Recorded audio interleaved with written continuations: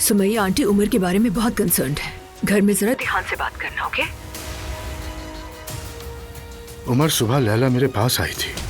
बस एक बात की दरखास्त है कि खुदा तलाक का जिक्र न छेड़िएगा प्लीज। सुबह सवेरे महतो को उठाकर मेरे घर आगे जैसे छापा मार रही है। फातिमा का मैसेज आया है, आपके पूछने से पहले बता रही हूँ। मामा आप ठीक तो है ना? मेरे बहनोई ओनाल ग्रुप ऑफ कंपनीज के वारिस हैं। तो आप कितनी रकम दे सकते हैं? आप लोगों को कितनी दरकार है? 5 या 6 मिलियन। सिर्फ तुम हो इसीलिए आज के आज 5 मिलियन का बंदोबस्त कर दूंगा मैं। तो तुम्हारे पास होटल है, इस बात पर कुछ ज्यादा ही अकड़ है ना? तो अब से मेरे पास ही वोट होगी। तुम्हारा भाई कहाँ है? देखा है उसे? पता नहीं बाबा, देखा नहीं मैंने, ऊपर होगा शायद।